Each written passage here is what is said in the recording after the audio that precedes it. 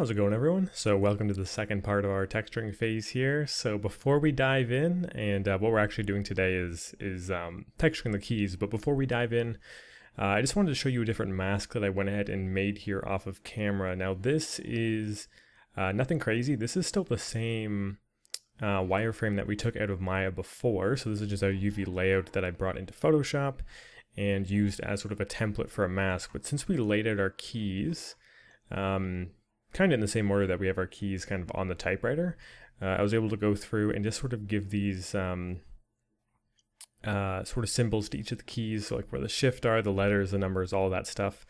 And when I turn off wireframe, we can see that we can just use this as a mask now. So black means nothing is going to get picked up, and white means, of course, that something is going to be displayed there. So we can bring this into Painter and start texturing our keys. So I don't know if we're going to get them all done in this part. Either way, we're going to get some good stuff done. And yeah, the good thing about this as well is since we're using this as a mask and we're going to be putting it on a fill layer, say we don't like this font or any of the words on here, we can of course change that out. It's very non-destructive. But yeah, I'm going to go ahead and minimize this and we can dive back into Substance Painter.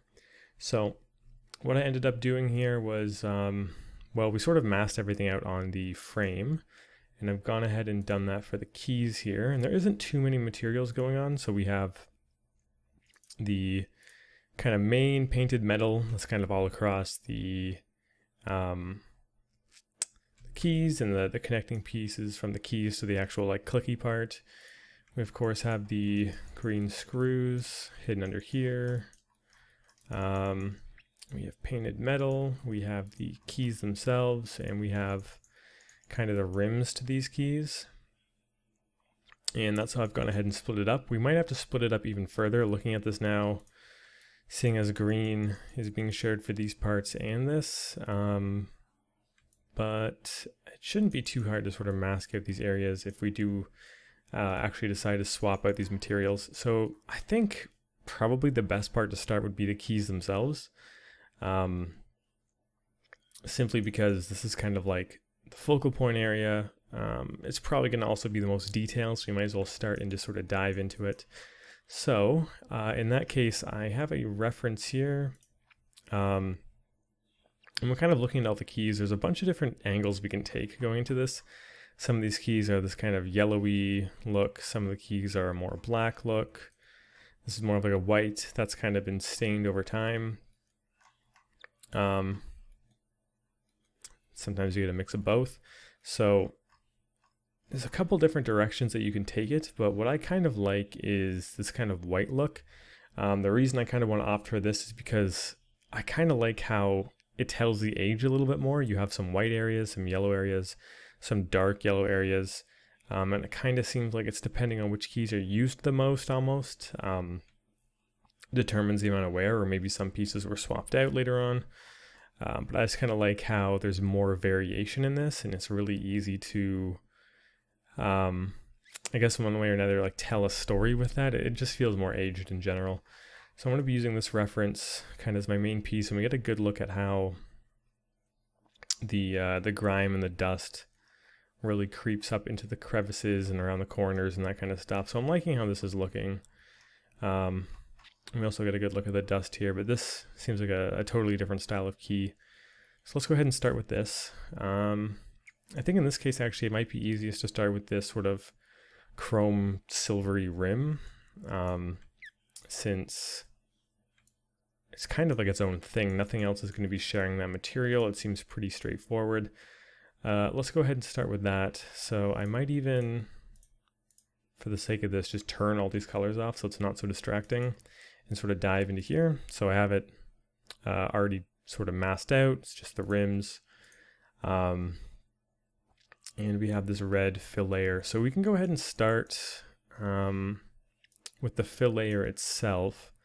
So we're going to want this to be obviously not red. It's a chrome, but it's seen better days, so it's kind of sort of turning a little bit more yellow. I just want to get a few more references. Yeah, it's kind of rusting, turning a little bit yellowy.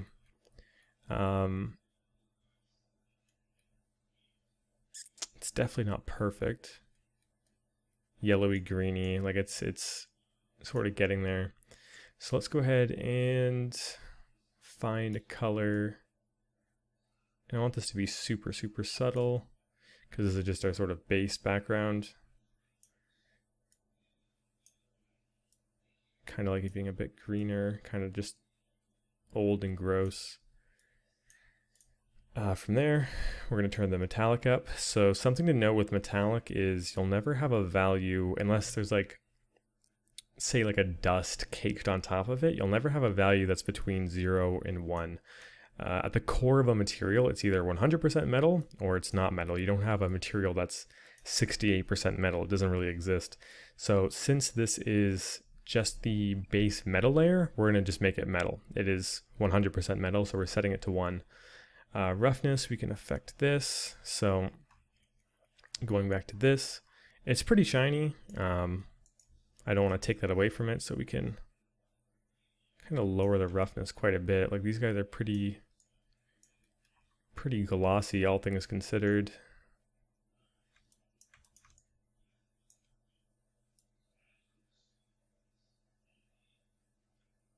Something along these lines.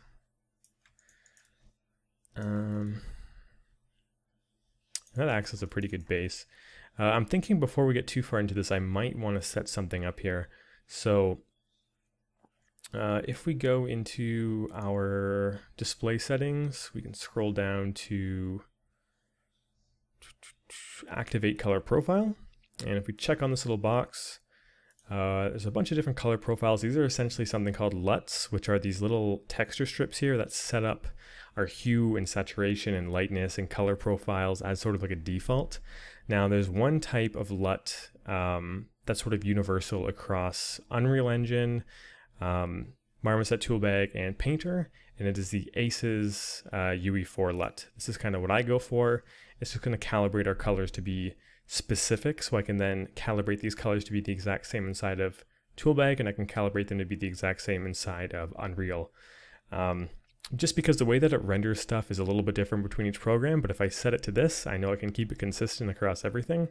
Because sometimes when you import a model from Painter into Unreal, for example, you'll notice the colors are off a little bit, the roughness is off a little bit. This will just ensure that we can bypass all of that. And I will include this into that sort of download package, that Word document that I have included in this tutorial. So I'm just going to turn that on and we can continue. And you'll notice things are a little bit darker and maybe even a bit more saturated. So I'm going to turn the brightness up on this. With metal, you don't want to go too high or too low. Just keep it mostly in the middle. Saturation might be a bit too high now.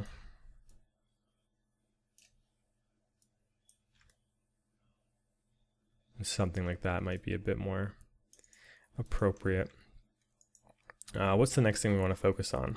We have a lot of these little bumps along the edges, as if it's been scratched specifically where the fingers have been placed.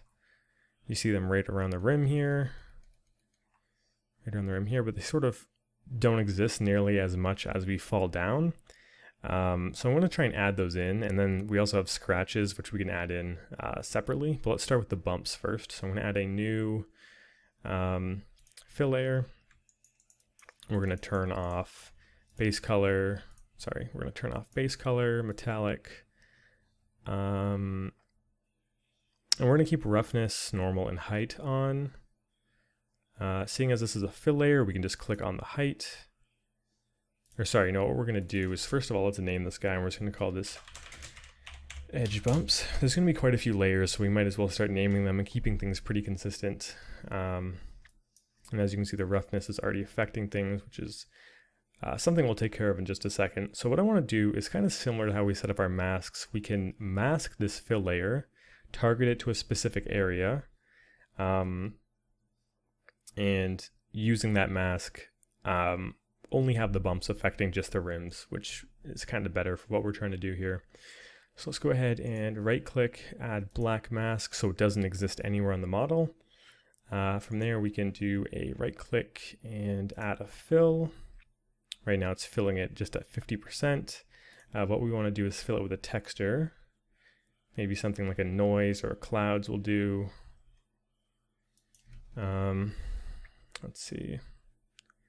These black and white spots look like they could sort of be turned into that kind of look. And before we dive into the balance, let's actually go ahead and affect the height. So what we're trying to do is punch in a little bit, right? So I'm just bringing the height down, and based on how our mask is set up, it's punching down wherever our mask is white.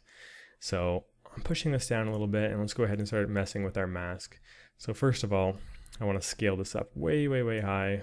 Let's do like 50, because I'm just trying to get little dots. Contrast is going to be how harsh the sort of transition between black and white is. Definitely isn't giving us this sort of dotted look, but I guess to get this exact look we'd need insane resolution. So let's see if there's maybe like a noise texture we can use that might be a bit more accurate.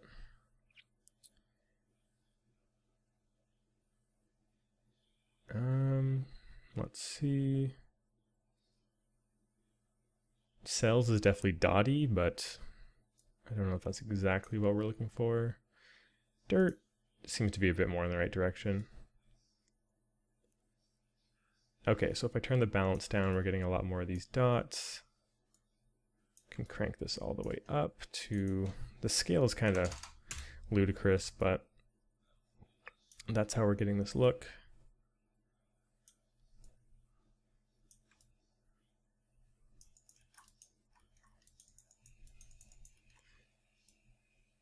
And then I do want to turn the contrast up a bit to sort of flatten it all out. And it's also going to help us with our roughness, because we only want the roughness in the areas that it's sort of dinged in. As you can see, we can affect the roughness just in those little areas. And then the height itself, I might opt to bring down just a little bit.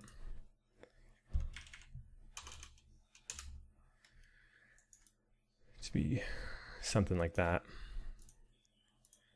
From there, let's see. There's a couple ways we can do this. I'm going to try and add a generator to this fill. So I'm just right clicking it and doing add generator. And we can go for curvature, should probably work.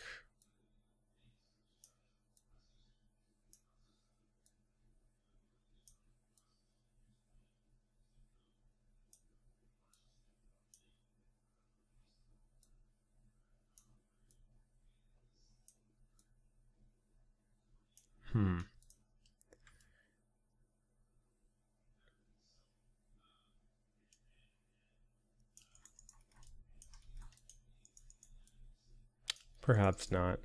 These dots seem to be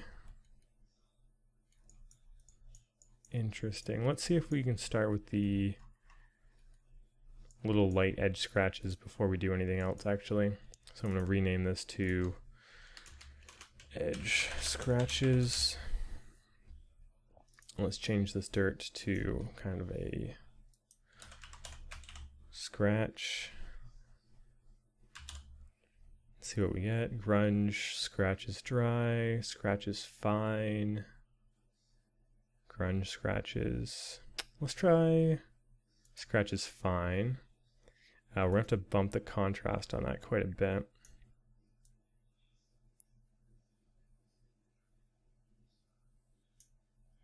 Yeah, the fact that it's so gray is kind of bad, so let's now switch over to this grunge scratches. This will probably be a bit easier to deal with.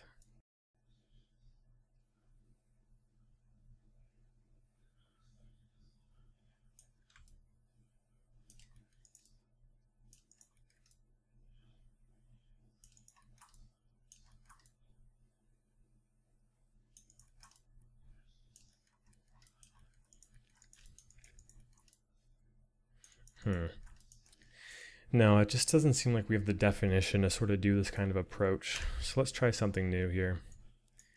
I'm going to dive into our smart materials and see if there's anything that we have pre-set up that we can work off of that might be a better approach to something like this.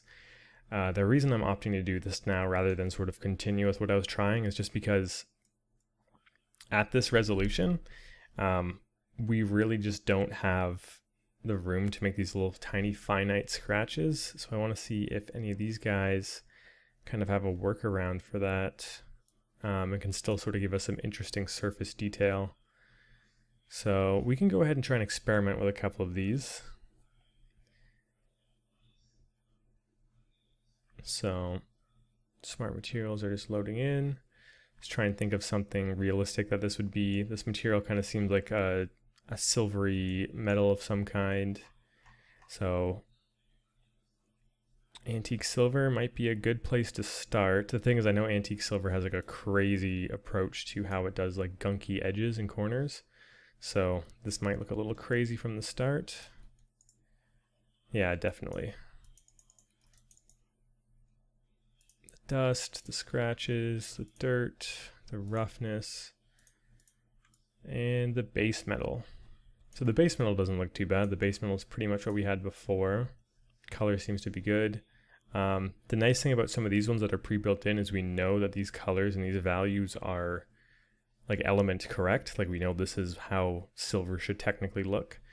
I am though going to turn the roughness down a little bit just to match with this a little bit more. And let's try and go through the layers and kind of build it up. So roughness seems to be based on a grunge map and a generator of some kind. So the map itself is doing pretty good. It's adding some variation. We definitely don't want to have like a consistent surface, but I'm sure we can play with it and find a look that we like a little bit more. I don't want it to be too high, just kind of subtle. And if we want, we can just sort of go into our roughness view and kind of see how this is looking.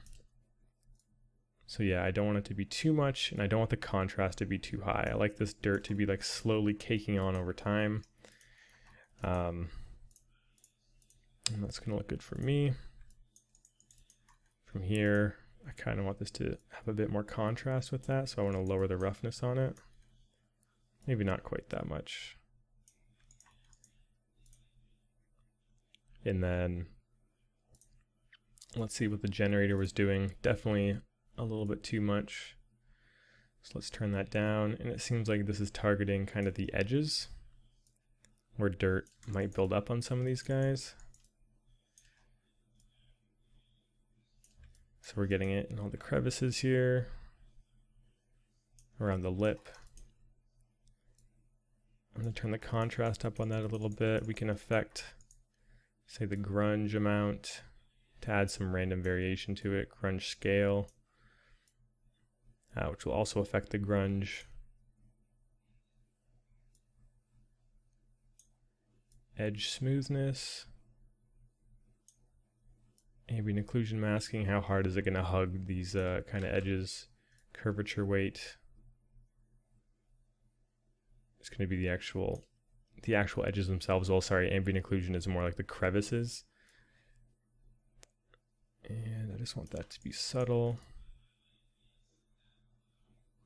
So it kind of looks like we've had some dirt caking on there. One of the things that I do want to do is give this an actual color. So as you can see, when we add a color, it goes from being just all metal with different roughness to an actual color value.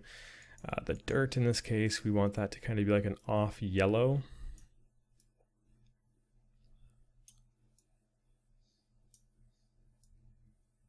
We don't want it to be too crazy, but just a little bit. And then even bring the opacity down on it. I don't want it to be too obvious. And yeah, increase the roughness a little bit on that. Kind of now that it's a bit more obvious, let's turn this wear level down a bit. And this guy, we can turn the balance down on a little bit as well.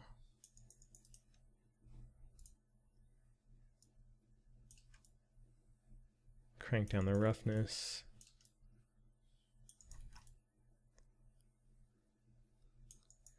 let's just sort of move up and we can always return to this stuff. So next, it gives us kind of a dirt to work with. Obviously this looks silly. Chances are I'll probably just straight up delete this, but let's take a look. So it's just kind of like grime building up here. If I turn it way down, it's really not that bad. So if I turn it way down and change the color to like a yellow like this, we might be able to get something we want. Bright yellow, roughness, and we don't want it to be metallic. Let's see if we can play with this a bit more. Grunge amount is something we're gonna have to mess with for this. Grunge scale as well, so we can have it be like big random chunks or little chunks.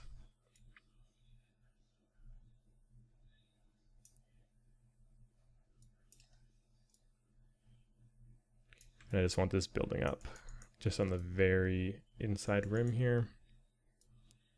Turn the grunge scale down, put the grunge itself up, just to have more variety of grunge. And then chill out a little bit with the intensity of that. Okay, looking good. We're starting to get some crazy gunky build up in there, which is pretty nice. Scratches, something we were going to add at the beginning. Let's see. So the scratches here are definitely not what we're looking for. Let's see if we can change that, or if it's just something we should completely revamp altogether. It seems that this has a fill layer, and we can turn that up. Rotation's not something we really need to worry about. I'm just going to turn the balance down a bit.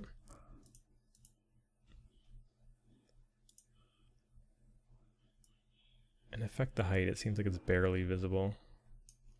Like we're getting some pretty sizable scratches in there, so let's see if we can affect that a bit more. Double scratch, we don't want that. Scratch dirtiness. Don't really need to worry about that. Scratch length. I want these to be a bit smaller, like little nicks and imperfections. Scratch tiling. We kind of already affected that up here. So I'm going to turn that down so it's more noticeable. So we're starting to get a little surface imperfection there, which is nice. And let's just play with the balance a little bit. It's currently set to be a triplanar projection. Now what this is if we have a tiling texture and it's set to triplanar projection, it doesn't actually require us to have like seamless normal maps. What it's going to do is project it from every angle and blend it where it's sort of overlapping. We don't really need that because we're not really working on something that doesn't have good UVs, like a sphere, for example, or like a rock. So what we can do is change this back to UV projection. And that might give us a little bit of a more standard approach to how we can do this. I think we also have to turn this down now. Yeah, okay, so now it's a lot more obvious what we're working with. I think when you're using triplanar projection, what happens is you might actually get like a... what am I trying to say here? You might be getting like a more or less refined and defined detailed map. So I'm just going to turn that back to normal. Turn the balance down. For some reason the color of this is very dark. I feel like I kind of want to make it a bit brighter. I'm going to turn off metal because we don't want to change any of that. Roughness, I like that being a bit higher, and the height is pretty intense, so I'm going to even that out a little bit. So now when we turn that off and on, just little surface imperfections here and there.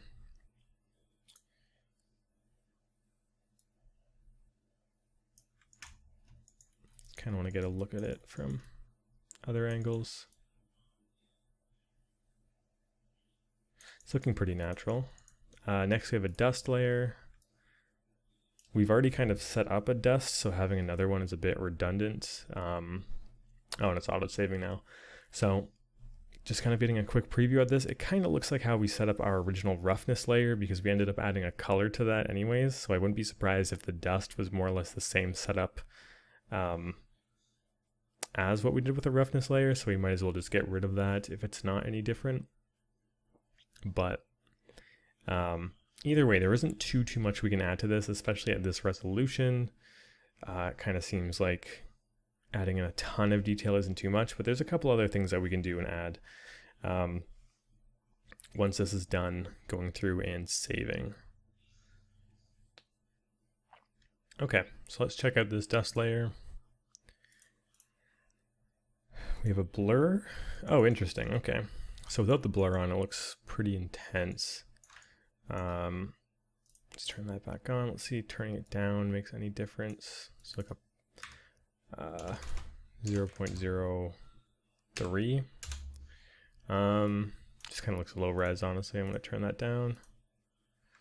We have a grunge layer and a generator. We might be able to do some fun stuff with the generator if we turn the levels down, or up in this case.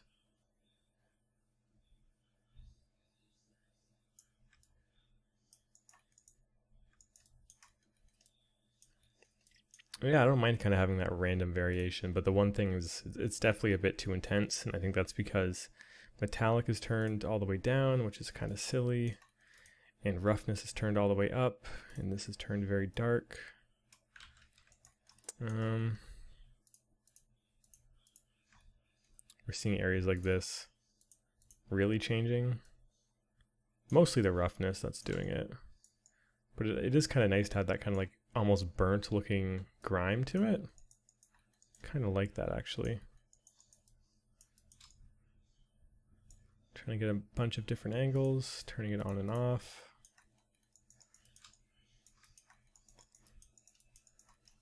Getting some on the interior. It's interesting how it's not working more universally, but I guess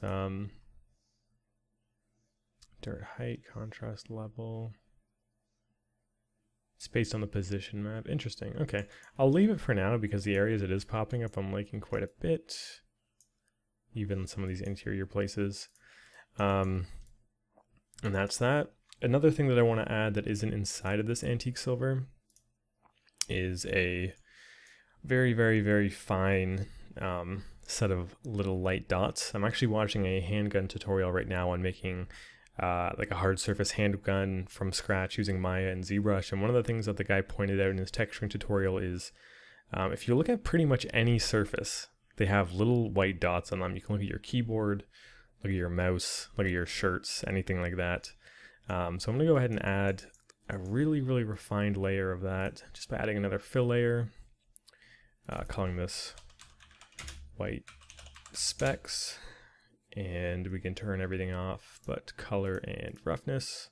Just want it to be a little bit more rough, so it's easier to sort of spot, and then color white, but things are typically never fully white or fully black, so we're going to give it a slight yellow tint, very subtle. So from here we can add a black mask and add in just a fill will do for this, and then all we're going to need is some kind of noise. So let's see what we got to work with. The more standard, I think, the better in this case. Perlin noise, simplex noise. I'm going to go for a Perlin noise 3D, and once again, we're probably going to have to do a little bit of work to it, obviously. First thing we're going to have to do is turn the scale way up, maybe like 50. And with that, the contrast also has to go way up. And we can see we're getting this kind of grainy look. We can affect the position on it.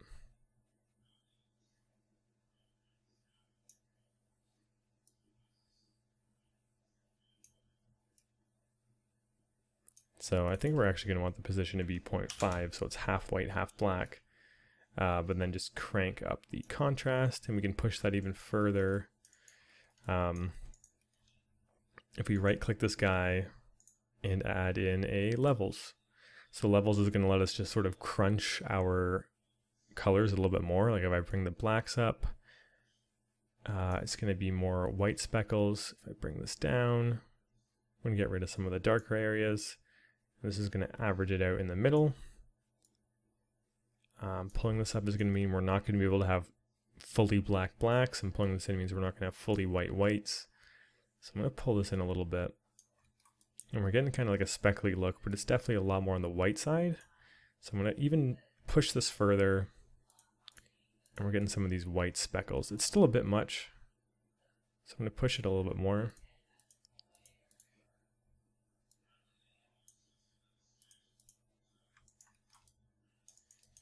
Just kind of want to look at these in general. That's like a big chunk there. Kind of makes me want to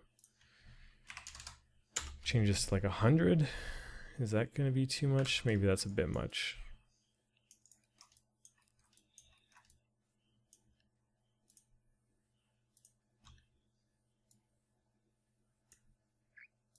I don't want them to be too white either, so I'm going to pull that in. Okay, from there, we don't really want this to be at 100% opacity, so I'm going to turn it down a little bit. This is just for the color, and then the roughness, which is mostly what we're seeing here. We can sort of play with that a bit too, turn it down. And just keeping our eyes on this when we turn it on off. Just very, very subtle surface imperfection. I still think we can crunch this a little bit harder though. Cool. Kind of looking at that though, one of the things I'm noticing is the roughness here. I really don't like how uniform this is around the edges, or at least the intensity of how uniform it is around the edges. So let's go ahead and go back to that generator. I'm going to turn the grunge up a lot more, which is going to essentially break up that uniformness. And then from there, even turn it down a little bit more. Because we still want the edges to be more rough. That's where like fingers and dust is naturally going to collect anyways, but it's definitely was a bit much. Yeah, and I'll turn that roughness back up.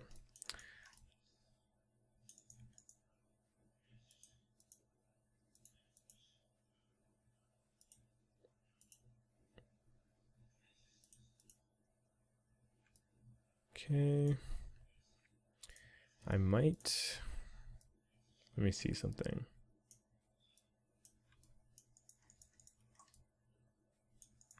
I wonder if giving this more of a cool tint might actually be the right way to go.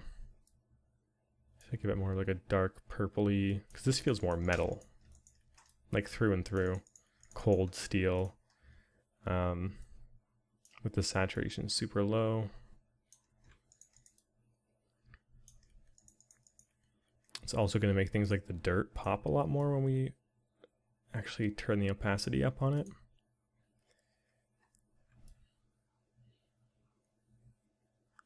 So I think that might be the direction to go with this guy. And it definitely looks more metal this way. I like when we zoom out, we can see some kind of grimy imperfections. We're starting to kind of get that used look on the sides there. Okay, cool. Let's see, let's focus our attention now on kind of the inside of the keys and see if we can start building up that now. So for the rims, I'm going to minimize this, and we're going to go to our actual keys themselves. So the keys have kind of this yellowish off-white color. Like I said, we can sort of do black for this. We can do a bunch of different things, but I just think this having so much variety in between it is probably the right way to go, especially since for the most part the rest of this is already pretty black, so we're gonna have to add in like a pop of variation or color of something, or of some kind rather. So let's see what's kind of the best way to sort of randomly fill this in with different colors. First of all, metal to 0. Let's find a roughness for this. They're not super rough, but They're by no means as shiny as the metal.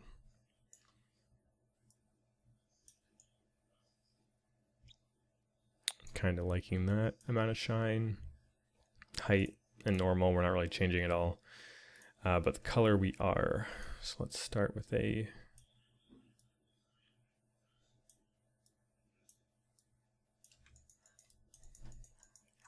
kind of off-white set of keys. And let's think about a way that we can probably add some variety to all of this in kind of a quick and smart way. I'm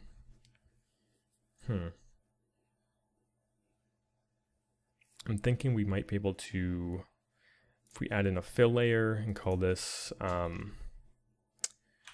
random color value, we might be able to try and do something where we go into our base color and grab some kind of noise or dirt or something like that, like clouds, for example. And you might be able to see where I'm going with this, and just crunch the scale way down to like 0.2. So we're getting more whites in some areas and some darks in some other areas. Now let's try a few different clouds or noise options here. I kind of want it to be more random, more variety.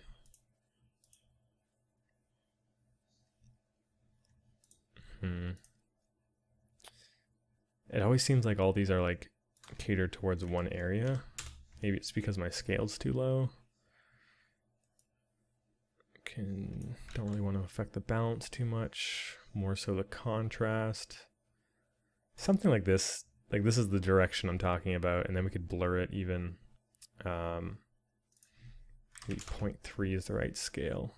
Getting some cool effects here.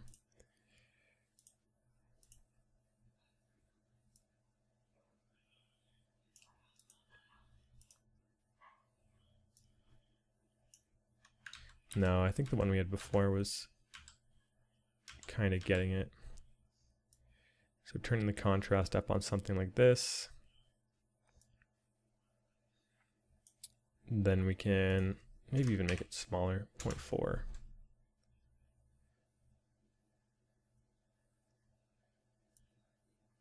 Yeah, this looks like a good solid distribution of like lights versus darks.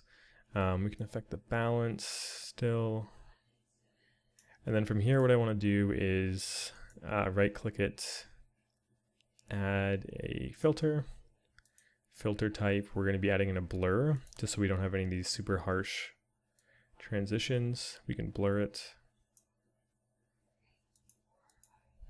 to be something like this.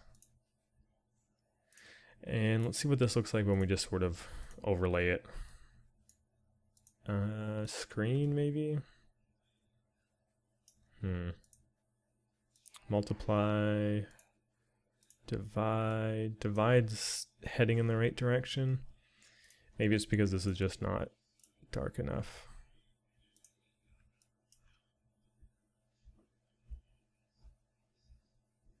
Or perhaps we could just do it the other way around, where this is the bottom, and we put this on top, and we set this to screen. Kind of get some color variation, and then from here we can kind of add some contrast. But the white ones are just staying pure white, so I think that might not be the blending mode we're looking for. Multiply is too intense, divide is inverted, overlay is not correct, soft light, color, not quite, hard light, tint, value, pass through.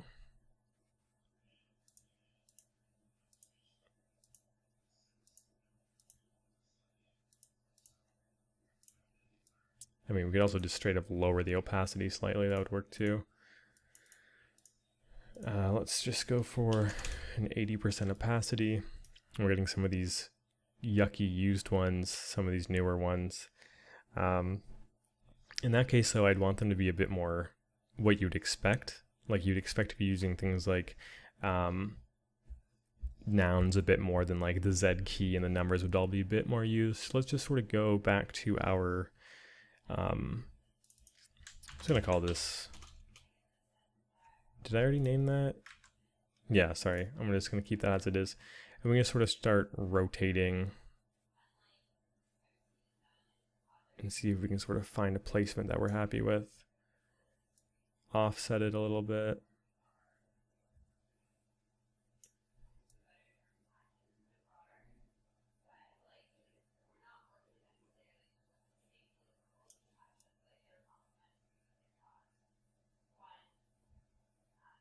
And I kind of like that. I like the right side of the keyboard not being used as much as the left.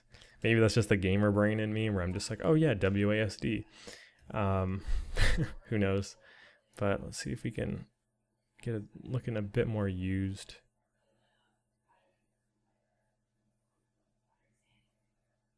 Yeah. Oh, it was close.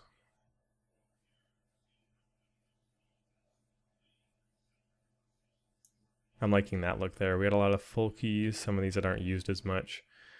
And then we can sort of affect the saturation amount. So all things considered, these keys are supposed to be pretty light. And they're not supposed to be that yellow. But let's just add in a little bit of yellow value. Kind of like an orangish color. And that's a good start. So that's kind of like our base for our keys. From there, what I want to do is actually add in our letters, and everything's going to look really weird and pristine before we sort of add our layers of grime, but I guess this is kind of like the very beginning of that. So let's go ahead and just add in a fill. We're going to call this our type. We're not going to really need anything other than color for this. And let's go to our project and actually drag in that that mask that we made earlier. So I put that in under the rest of our textures for keys, and I think it's just called keycaps. Drag that in. So when we're bringing in a new resource, we got to define what it is first. So is it alpha? What is it? This is a case where it's a texture. And then how long do you want it to import it for? Just the current session, forever, or the project. So I want to save it to the project because I want to have access to it throughout every time I save this. But I don't necessarily want to keep it forever. So it's just going to save it to the file. And we can import that, have it put right there. Right click our type, add in a black mask. We can then add in a fill to our mask. And just like we did before in the baking part, we can just drop this guy in. We're going to get our letters in here. And since it's a fill layer, we have complete access to just sort of change this stuff up. Make it black.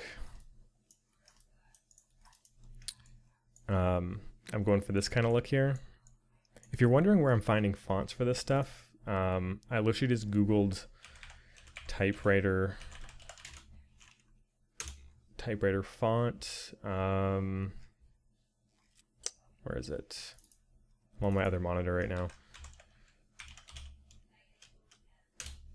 Either way, there's a website out there called defont.com, and essentially if you go here, it just has access, or gives you access to like thousands and thousands of free fonts. You can just type in whatever you want. Typewriter. Give it a second, and it's going to give you all these different fonts. So I ripped one of them for the actual like keys that are going to be punching into the page themselves. And then I took a different one for the keycaps. I took something similar to this, but it was more facing the camera directly, and then I just sort of erased the stuff around it because I wanted that sort of typewriter font, but it kind of seems like every typewriter is a bit of a different font to it, so I don't think it's too picky when it comes to that stuff. And once again, since this is a Photoshop file that we brought in, we can change it, re-import it. If I don't like this font, I can change it later on. It doesn't really matter. So that's pretty sweet. We got this guy in, and like little things like maybe I think this isn't fully centered. I can just still change that. It's not a big deal. So let's see if we want to adjust this. I want this to be a bit darker. Nothing is fully black or fully white, so I just kind of want to bring it down low. But yet again, I kind of want that faded look at the same time.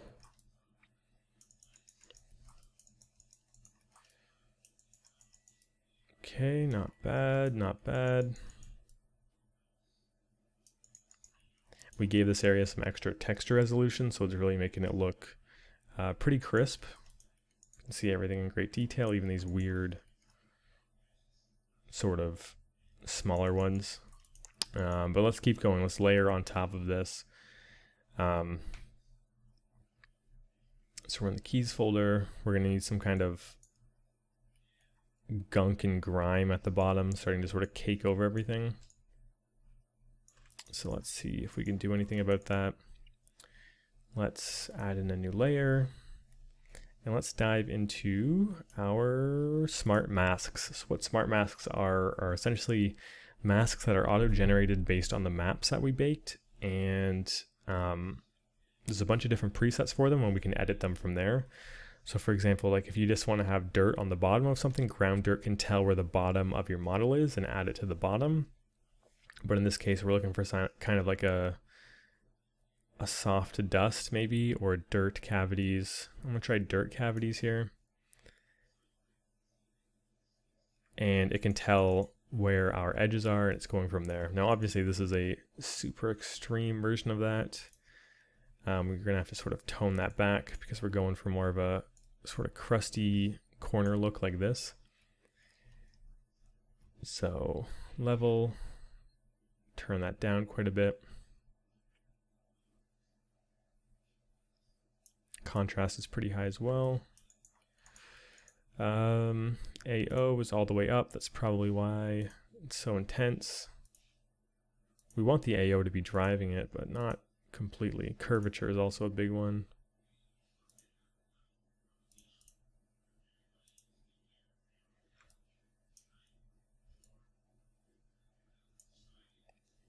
Top-down gradient, I don't think matters too much in this case.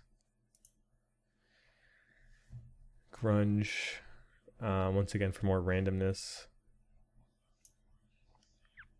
Scratches, scatter. I don't really want to affect any of that. Let's try and get a color that's more akin to what we're going for here, which is like a dark, murky brown. Maybe not as dark as I initially thought.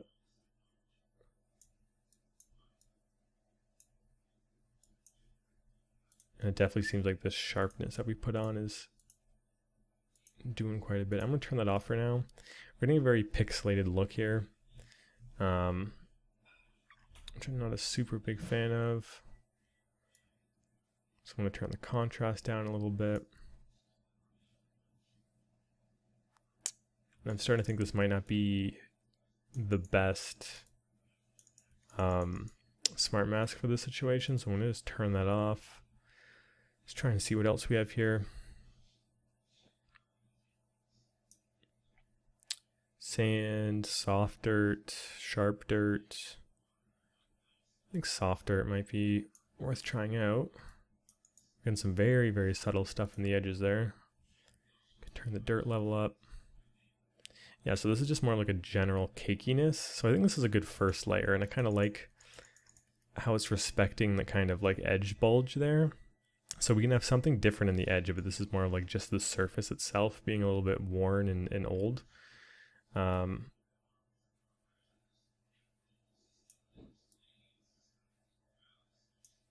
going to turn the contrast up on that a little bit. I like that a lot, actually. It's definitely the first layer here, like the side, or the part that's a bit closer to the camera. But one thing that's been bothering me is I do want to affect this a bit more and make it a bit brighter. These keys are pretty bright, all things considered.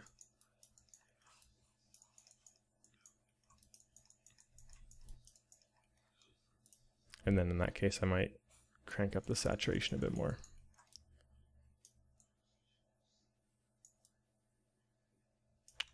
We're getting a lot of variation in some spots, but not as much as I'd like. I want to see if I can add a levels to this and like clamp it a bit more.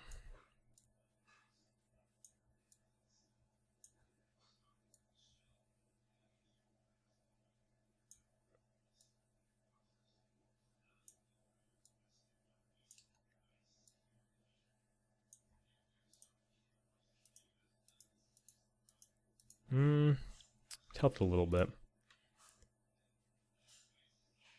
Maybe affect the balance. Yeah, okay, that's what's gonna really make a difference. Okay. Okay, I'm liking that a lot more. Cool.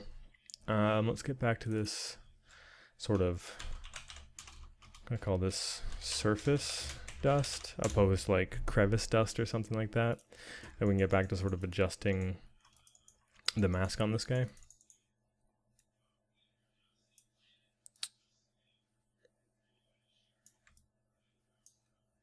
Okay. Grunge scale. See how the grunge is affecting it. So it seems like having a low grunge level is kind of the better call, because we're getting these kind of like more unique shapes. But I think having it too low is a little bit dangerous as well. Can turn that down though. I still think it's healthier to turn it up a little bit.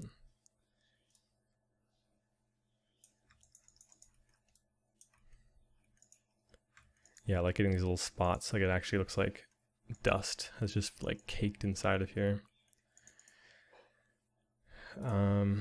Maybe in that case we should turn the opacity down a little bit so it's not super overwhelming with how much dust is in there. And the dust is pretty dark, but I think it kind of has to be in this case. Roughness, it's going to be more rough. I'll turn the opacity down at the end. I just want to make sure it's settled in place correctly first. Edge masking doesn't seem to be doing too much.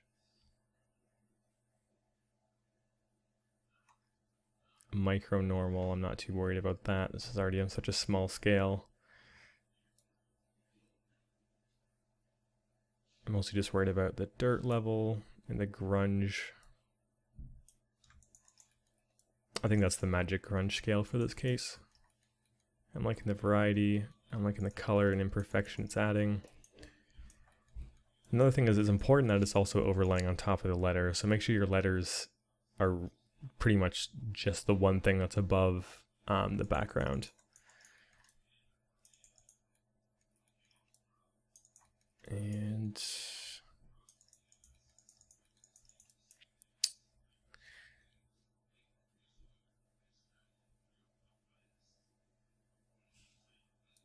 mess with the contrast a bit.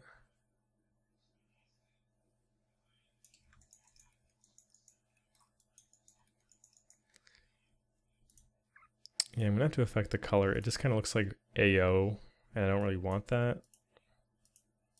I want it to look more like dust. So I think having a bit more gray is the right call. But it's still very slightly tinged. And dust, of course, doesn't shine or anything like that, so roughness up. Okay, I think it's a good place to have the dust layer. Let's see, what else can we add to this? I do like this, I don't know if this is like sweat or whatever that is, but it's definitely gonna have to be added in there. Let's add another fill layer. Let's find a good kind of crusty, maybe even like chipped paint might be a good one. Gun edges, JB mask, I'm not quite sure what this is. Let's see if there's anything for paint. Paint old cracks, maybe. Let's give this a shot. And just to sort of find out what we're working with, let's give it like a crazy color. I do like that pattern on the face of the keys, but it's really not the effect that we're going for right now.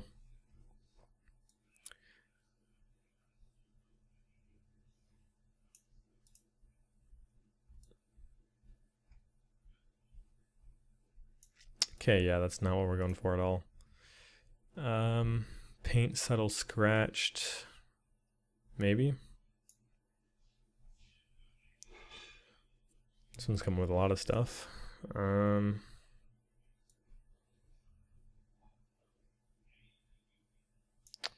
Yeah, once again, not what we're looking for. It's probably something occlusion related that we're trying to get our hands on here.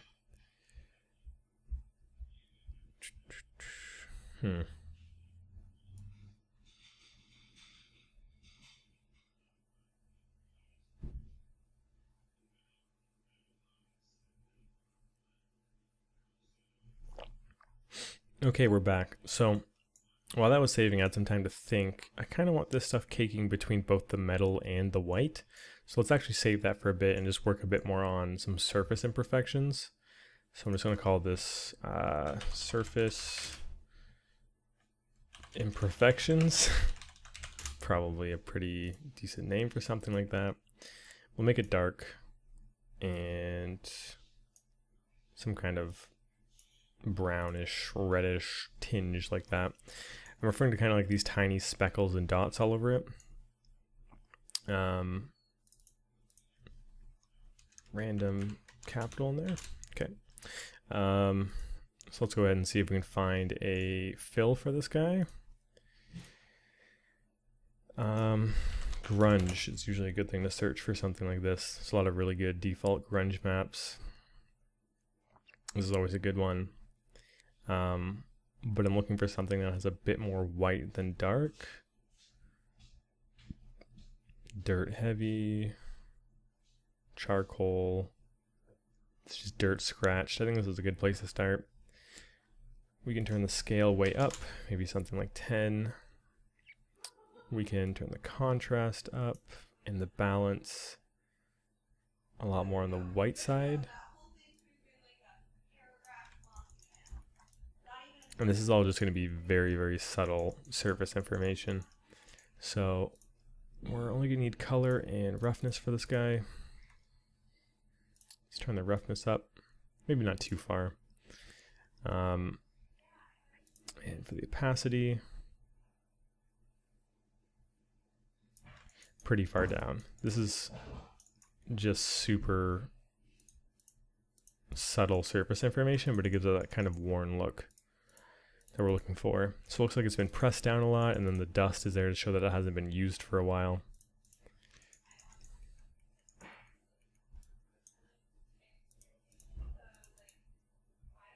We might even be able to turn it up a little bit more.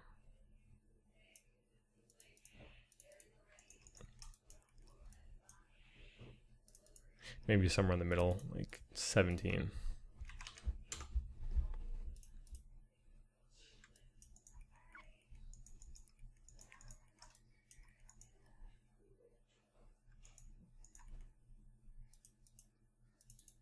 Okay, cool. I'm liking that quite a bit. Let's see if actually the scale makes too much of a difference. We have it on 10, 15, might be a bit too small. 5, it's definitely not correct. 15 was actually looking kind of nice.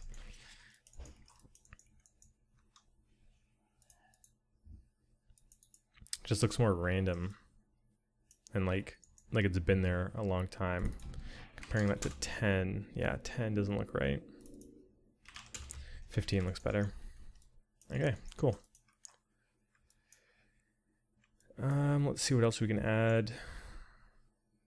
Still didn't really accomplish those speckles yet. So let's make a layer for speckles. Speckles? Spelling was never my strong point. Don't judge me on that. Turn that dark again. Roughness up because it's some kind of dirt or imperfection. And those are the only two maps we're going to need. Right click and black mask.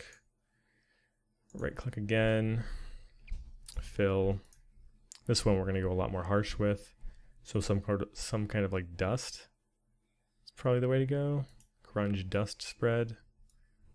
Balance, contrast is going to go way up. Yeah, these like little dots here is perfect. Let's make this tile by like 3 maybe. That's looking a bit much. That's looking a bit much.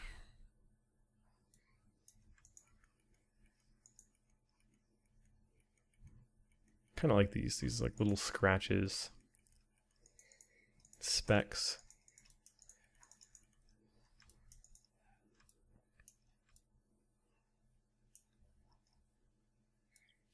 Maybe turn the balance down super slightly. That's a bit much. We can just rotate it and hope it doesn't pop up somewhere else.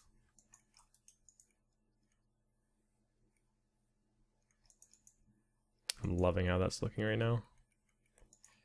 Let's give it a general gloss over. It's getting a bit intense in some of these lighter areas, but I guess we still have it at 100% opacity.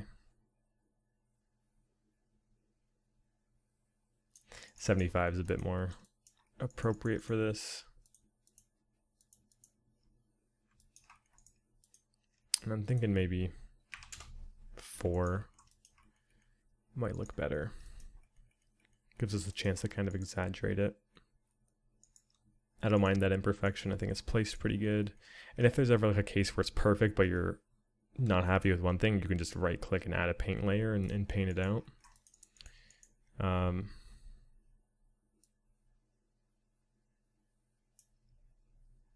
I like this fade here. It looks like someone has only been pressing on one part of the button. Same with here. It's pretty cool.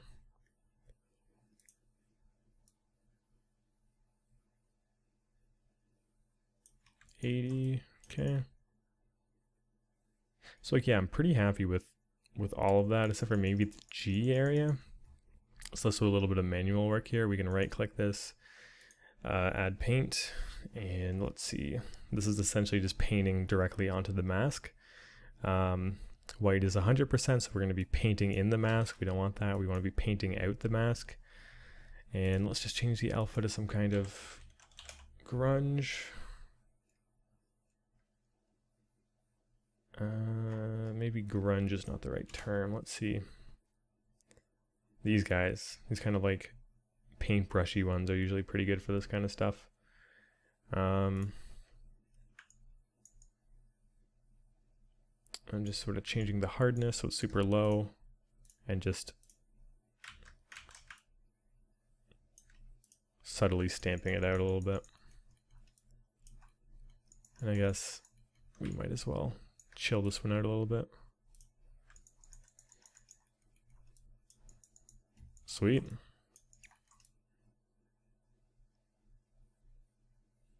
Cool. I'm liking how these keys are looking a lot. This is actually turning out really good. Let's take a moment to save this really quick. Okay, so I mentioned this before, but I kind of want to have this crusty ring, but not just only on the keycap itself, but kind of on the metal and affecting it a little bit, so it would just kind of crawl up the edges slowly. So how are we going to do that? How are we going to affect both of these since we sort of masked this off? So we have the rim layer and we have the key layer, and we can actually just put those into another group and just call this the keycaps. So I'm just going to grab both of these groups and drag them into this bigger group. And from there, let's see. From there, we're going to have to mask out just the keycaps. So let's find a creative way to do that. Probably add mask with color selector. Pink is going to be an easy one, easy enough one to do. And blue. The problem with that is blue picks up on some other things. So let's just add in a random red and just deselect. our sort of master group here. So I'm going to add a paint layer to that. Go to UV shell and just deselect everything here.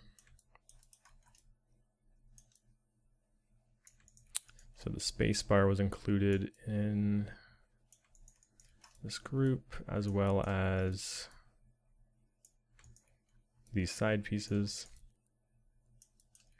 And that should be it. Okay. So now we can actually add stuff into this group, and it's going to affect both the silver part and the keycaps themselves. So let's add a fill layer. And I want this to be some kind of AO occlusion strong, occlusion dust. Let's try the dust one first and see what it gives us. And it seems to be in the right area, so it's a good start at least. We want to bump up the contrast quite a bit though. See, we have it like crawling up the edges there, which is exactly what I want. I'm going to turn the dirt levels lower. I might turn the height up on this a little bit so we have some actual like surface raised gunkiness. I'd want it to be super subtle though. So like 0.01.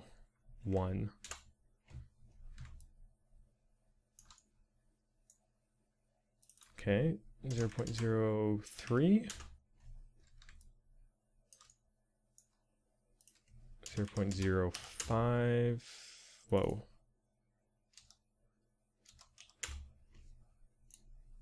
0.1. 0.01. I just want to see like some kind of raise, but like nothing crazy like that. You can tell something's there. I think that's kind of what I'm aiming for. I'm going to call this corner gunk. So let's see what we can do with this. Yeah, okay, we're doing some cool stuff. This is actually a really good mask for this.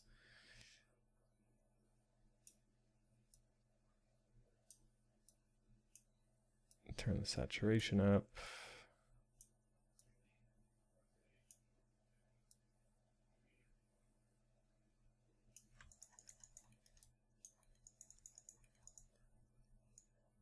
Trying to mimic that look. I think the opacity should probably be 0.5 or 50, I guess. Maybe more for now, just so we know what we're really doing. 75 might be a good place to be. A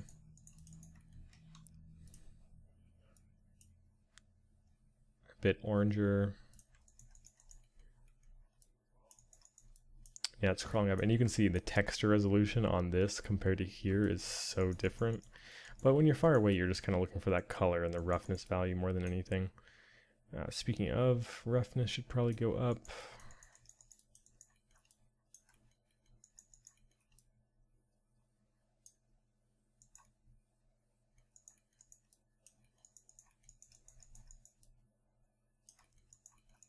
And I think in general it's a bit brighter, but also a bit more yellow.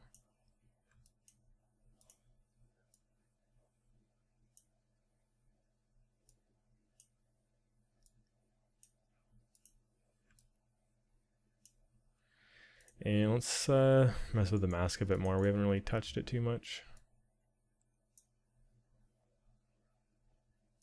Grunge scale might be interesting to play with. Was that 4 before? Okay. 3.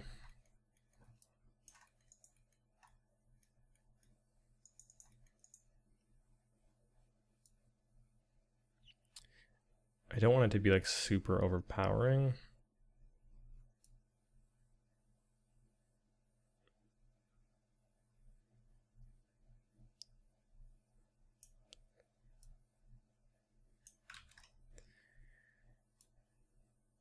We're not using triplanar, so these aren't going to do too much. Okay, yeah, that's what I'm looking for. I want the contrast to be way, way, way up. to kind of get this kind of look. And then in this case, with the contrast cranked up, the grunge scale and stuff is probably going to make a bit more of a difference.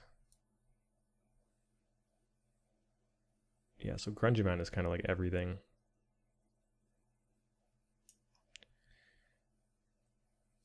Maybe overlay is the way to go. Yeah, we're getting some of these different colors in here. Okay.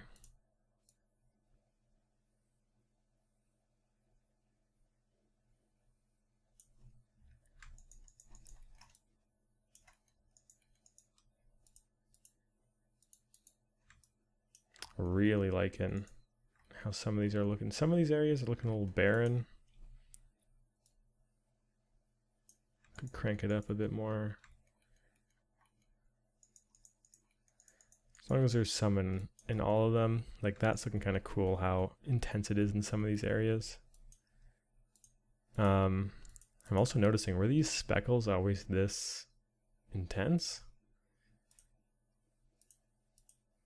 I think that's a bit much. I'm gonna go back to this paint and sort this out a little bit.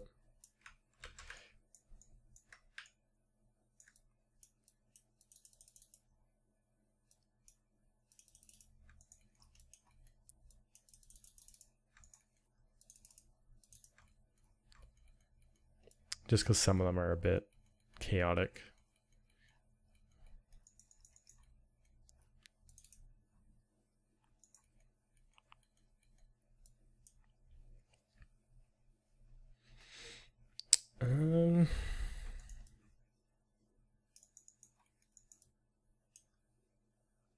I think we managed to nail the look of these pretty spot on, all things considered. Realistically, these sort of metal rims will probably return to at some point, but the keycaps themselves I'm really happy with. And we've just passed an hour, so I think I'll probably call it there for this part. Like I said, we'll probably return to the keycaps because at some point what I like to do when I'm done all the textures is I'll add some layers on top of like all the groups at once. That'll kind of like give everything the same dust treatment or everything the same kind of edge wear treatment, so it feels a bit more grounded and uniform. So maybe when we do that pass, I'll return to these guys. But for now, I'm pretty damn happy with how these turned out, actually. So I'll leave it at that. Thank you guys for watching. In the next part, we'll tackle more of these main legs. Maybe these guys. I don't know how long these parts will take. And yeah. The rest of it is pretty similar, so I don't know how many more parts we'll take on this. It shouldn't be too long. But either way, thank you guys for watching. Hopefully you enjoyed this part of the texturing process, and I'll catch you in that next video. See ya.